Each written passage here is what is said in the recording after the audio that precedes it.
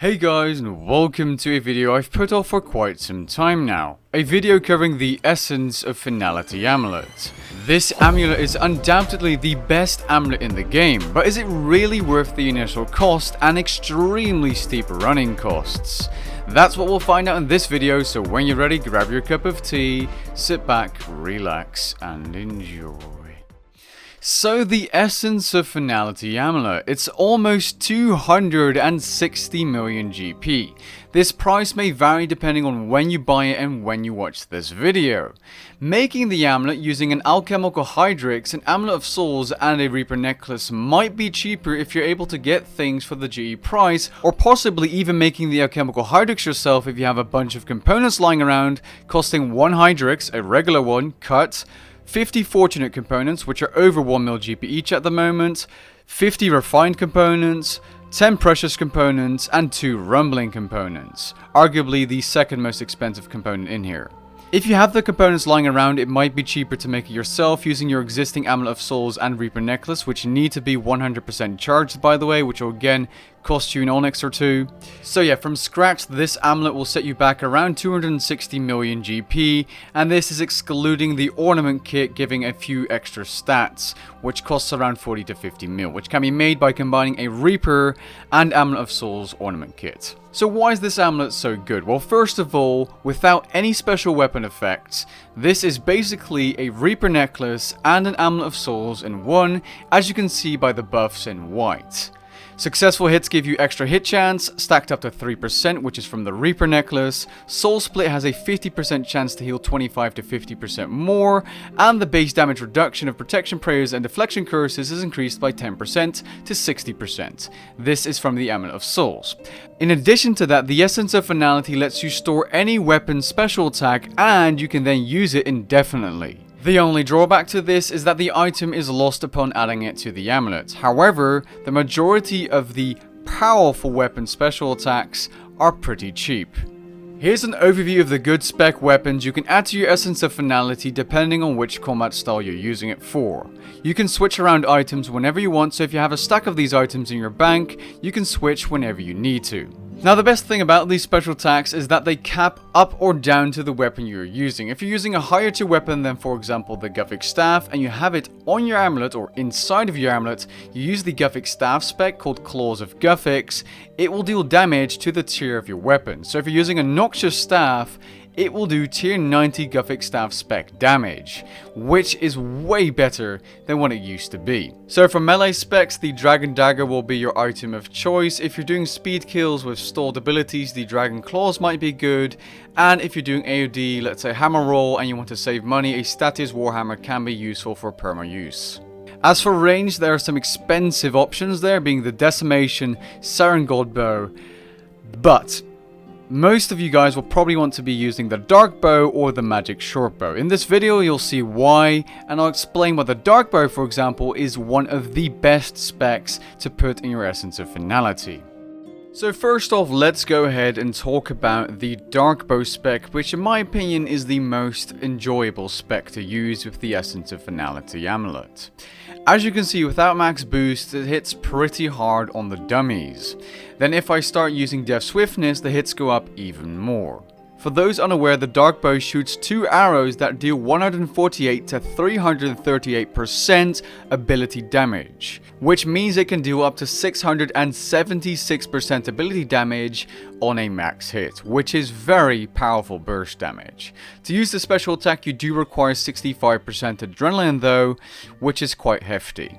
So obviously the first place I was going to take the Dark Bow spec was going to be Barrow's Rise of the Six, because if you use Chinchompas, what you usually do is snapshot on tendrils to finish off the brothers, but what you would do now using the Essence of Finality, snapshot into the Dark Bow spec, and boom, the Barrow's brothers will be dead depending on your RNG. Holy shit. They're not dead, they're not dead. Come on. We're done. Unlucky here. We splashed. That's also... Not bad. Now, like I said, RNG is a big factor. If you splash, the kill will be slower, and if Aaron starts spinning, you'll have a slower kill as well because he's invincible. There's a lot of things that can go wrong, and when we were doing rots, me, Schlippy, Plebshot, and Papador, we pretty much had a very bad setup. There are two very annoying sides, but even then our kills were so fast that on average every kill we got was better than my previous PBs before the amulet even existed. Also, we got a 13-second personal best. Yes, 13 seconds without actually trying to get a PB with a crappy rotation. So we weren't using Natural Instinct, we weren't using dummies, we didn't use Death Swiftness beforehand, and all kinds of stuff. Just have a look. Exactly, but it's about the emotional, I mean, you know, like the message. Come on, you clapped. What? That was... Oh my god, come on, get him. New PB, 13 seconds. In case you didn't notice, me and my buddy Schlippy finished our side in just 8 seconds while doing rots casually for money. 8 seconds. Let that sink in for a second. I believe my PB before that was like 30 seconds. So the dark bow is fairly good at rots, but is it good anywhere else? Well, the spec does cost a lot of adrenaline, but if you want to take out a pulsar in pretty much one shot, it's really good at Elite Dungeon 2 as well when you're doing a Stellar. It's also fairly good at Nex if you want to clear phases quickly. The Darkbow spec is incredibly good in the first Smoke phase and in the third Blood phase, as you can clear the Blood phase quite quickly by using a Snipe, Snapshot, and then a Darkbow spec.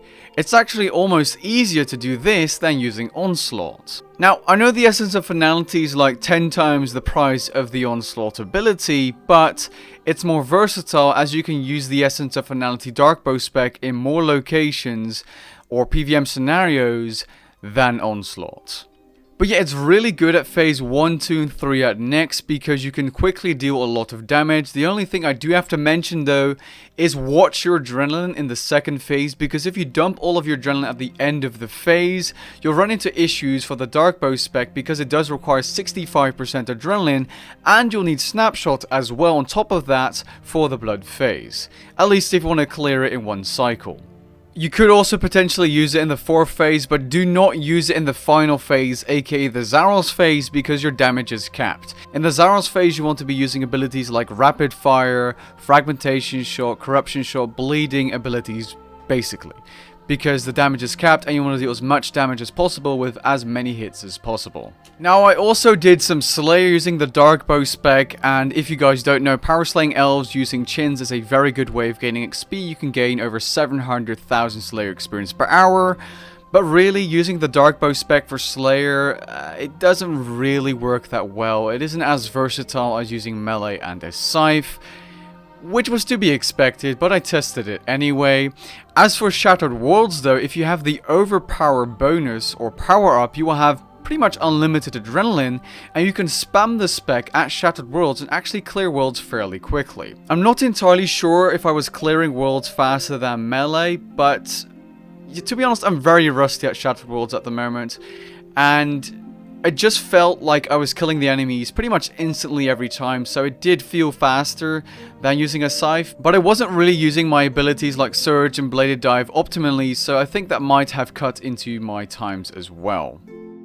As for the Magic Short Bow, which requires 55% adrenaline to be used, it's a good spec, but it's just worse than the Dark Bow. I did try it out at like racks and stuff, but you're better off sticking to the Dark Bow itself, which is something you can use at a lot of places where you just need to dump your adrenaline quickly.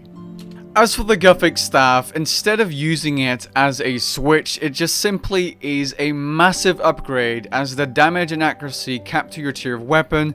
So if you're using a tier 90 weapon like a Noxious Staff, the hits are just insanely high. So this is good pretty much anywhere you're going to be using magic. Even if you don't care about the debuff bonus, the Gothic Staff, aka Claws of Gothic's threshold, just hits so hard. You can hit 10Ks at Telos, you can hit super hard at the Magister, you can hit hard at Elite Dungeons 2, you can hit hard on trash mobs. It's a very good spec to put in your Essence of Finality and just simply use when doing magic. And I know I'm running around like an idiot doing telos here, but what I tried to do the entire kill, and this probably isn't the right way to do it, is spam the Gothic Staff spec attack, and it kind of worked. You know, some phases were actually over quite quickly, but I don't think you're supposed to just spam the G Staff spec and do telos that way. I don't think that really works. But, yeah. The G Staff spec in your Essence of Finality is pretty much just a straight upgrade on the G Staff itself anywhere where you use magic. Now, for whatever reason, I lost a bunch of my footage, either corrupt or I must have just deleted it. I don't know where it went, but I had footage from like Slayer with the Gothic Staff, the Fight Kiln, and some other bosses, but sadly I cannot show you. But I do hope you get the point that the Gothic Staff is definitely worth putting in your Essence of Finality, and it's really, really good. As for melee, we have two specs that are very good, being the Dragon Dagger for whenever you're not doing speed kills, which costs 25% adrenaline and hits fairly hard inside a Zerk. And we have the Dragon Claws, which you want to be using for speed kills, which cost 50% adrenaline to use. Now sadly, because I lost my footage, I don't have that much footage of these items. I do have a Dragon Claws clip at Crassian Leviathan in a trio, trying to get a speed kill. You don't really see the hits because of the amount of hits that are actually on screen, which is a little sad. Now, it only was a 19-second kill, which isn't anything crazy, but yeah, you can use the claws to get speed kills. I think Micro made a video about getting a 0-second Bandos kill. I actually did try to do that with ability stalling, but it didn't really work out for me. He does have a guide on it. Honestly, it's really getting to me that I lost all of this footage. I put a lot of effort into getting a bunch of clips, and I pretty much lost like 60 or 70% of the magic and melee clips. Something really cool I have recorded though, which doesn't necessarily have to, be related to the Essence of Finality, but I got myself a target skip thanks to Plebshot and Papador. And not only did I get a target skip, I also got a fairly weird PB. So I don't have a Grimoire, T99 Prayers, or the Undead Slayer ability, so they expected to get me a 12-second target skip. The first skip, where we got a successful skip, ended up being 10 seconds, and in that skip, I didn't even get the chance to get off my final threshold, being Hurricane to finish off Taraket. I'm not kidding, we got a 10-second skip. Well, I pretty much only did like 75% of the damage I could have done. I don't know, I just had to put this in a video, and I thought this must be the video where I put this in. It's just, this is a very special time to me. Honestly, it's really cool. It was a PB for them as well. And they were completely shocked because they helped people with Taraket PBs, and they had way more stuff than I had. And maybe they got an 11-second kill or 12-second kill, but yeah. They got a 10-second kill with me. That's it's amazing. So, obviously the Essence of Finality is worth the money if you can afford it, and it's the best amulet in the game just by raw stats alone. The spec is just an added bonus, which is extremely good. But the Essence of Finality is very expensive. You need to recharge it using Alchemical Hydrix dust. You can crush a Alchemical Hydrix worth like 140-ish mil for 10 dust, and 1 dust recharges the amulet by 50%. So depending on if you're doing average or intense combat situations where more charges are used, the amulet will set you back around 500k to 1.6 million GP per hour in terms of upkeep costs, which is a hefty price to pay for just an amulet. To put it into perspective, it's about 5 times as expensive as an Amulet of Souls.